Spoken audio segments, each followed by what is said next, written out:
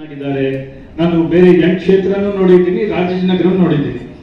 ನನಗೆ ಈ ರಿಸಲ್ಟ್ ಸ್ವಲ್ಪ ನನಗೆ ಬೇರೆ, ನಾವು ಕ್ಯಾಲ್ಕುಲೇಷನ್ ನಮ್ಗೆ ಬೇರೆ ರಿಸಲ್ಟ್ ಬಂತು. ಆದರೆ ರಾಜಾಜಿನಗರದಲ್ಲಿ ಆರ್ಗನೈಸೇಷನ್, ನಮ್ಮ ಸಿಸ್ಟಮ್ ನೋಡಿದ್ರೆ ಒಳ್ಳೆ ಸಿಸ್ಟಮ್ ಇದೆ. ಇವಾಗ ಆಯ್ತು, ಲೋಕಸಭಾ ಎಲೆಕ್ಷನ್ ಆಯ್ತು, ನಾನು ಸೋತಿದ್ದೀನಿ. ಮತ್ತೆ ಪುಟ್ಟಣ್ಣ ಸಾಹೇಬರು ಕೆಲವು ಸ್ಮಾಲ್ ಮಾರ್ಜಿನ್ ಅಲ್ಲಿ MLA ಸೋತಿದ್ದಾರೆ.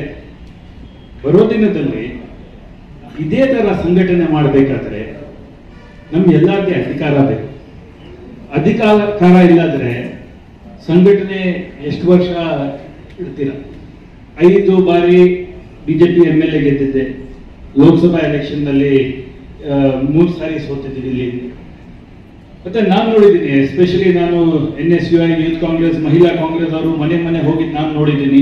ನಾನು ಕೇಳಿದ್ದೀನಿ, ನಮ್ಮ ಟೀಮ್ ಹೇಳ್ತಾ ಇದ್ರು ಮಹಿಳಾ ಕಾಂಗ್ರೆಸ್ ಒಳ್ಳೆ ಕೆಲಸ ಮಾಡ್ತಾ ಇದ್ರು. ಬಟ್ ನನ್ ಸ್ವಲ್ಪ ಕೆಲವು ಅಬ್ಸರ್ವೇಷನ್ಸ್ ಇದೆ. ಎಲೆಕ್ಷನ್ ಪ್ರೊಸೆಸ್ ಚೇಂಜ್ ಆಗಿಬಿಟ್ಟಿದೆ. ನಾವು ನೆಕ್ಸ್ಟ್ ಲೋಕಸಭಾ ಗೆದ್ಬೇಕಾದ್ರೆ, ಕಾರ್ಪೊರೇಷನ್ ಗೆದ್ಬೇಕಾದ್ರೆ ನಮ್ಗೆ 2023 ಎಲೆಕ್ಷನ್ ಮುಖ್ಯ. ನಮ್ಮ MLA ಒಂದ್ಸಾರಿ ಈ ಕಡೆ, ನಮ್ಮ MLA ಎಲೆಕ್ಷನ್ ಗೆದ್ರೆ ನಾವು ಖಂಡಿತ ನಾವು ಕಾರ್ಪೊರೇಷನ್ ಮತ್ತೆ ಲೋಕಸಭಾ ಅದು ಮೇನ್. ಮತ್ತೆ ಅದಕ್ಕೆ ನಾವು ಇವಾಗಿಂದಾನೆ ಕಾನ್ಸಂಟ್ರೇಟ್ ಮಾಡಬೇಕು.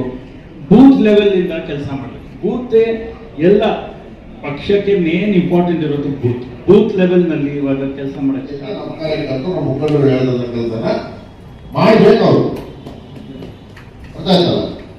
ಯಾರು ಮಾಡಲಿಲ್ಲ? 4 ಕಡೆ ನಾನು ಕರ್ಕೊಂಡೋಗಿ ಸಲೀಸಾಗಿ ನೀವು 300 ವರ್ಷದ ಕೆಲಸ ತರ ಮಾಡ್ಬಿಡ್ತೀನಿ. ನಾನು ಒಂದೇ ನನಗೆ ಗೌರವ ಯಶಸ್ವಿಯಾಗಿ ಕಾರ್ಯಕ್ರಮ ನಡೆಸಿಕೊಟ್ಟಂತ ಕಾರ್ಯಕ್ರಮದ ಅಧ್ಯಕ್ಷರಾದಂತಹ ಪುಟ್ಟಣ್ಣ ಅವರಿಗೆ ಗೌರವ. ಈ ಒಂದು ಕಾರ್ಯಕ್ರಮವನ್ನು ಬಹಳ ಎಲ್ಲರೂ ಸೇರಿ ಸಾವಧಾನದಿಂದ ಕೂತು ಇಷ್ಟೊತ್ತು ಯಶಸ್ವಿಯಾಗಿ ನಡೆಸಿಕೊಟ್ಟಿದ್ದೀರಾ. ಎಲ್ಲ ಕಾರ್ಯಕರ್ತರಿಗೆ ಹಾಗೂ ಇವತ್ತಿನ ಕಾರ್ಯಕ್ರಮದ ಎಲ್ಲ ನಮ್ಮ ನಾಯಕರಿಗೆ ವಂದನೆಗಳನ್ನು ಅರ್ಪಿಸ್ತಾ ಕಾರ್ಯಕ್ರಮ ಮುಕ್ತಾಯವಾಗ್ತದೆ. ಜೈ ಹಿಂದ್, ಜೈ ಕರ್ನಾಟಕ. ಎಲ್ಲರಿಗೂ ಒಳ್ಳೆಯದಾಗಲಿ.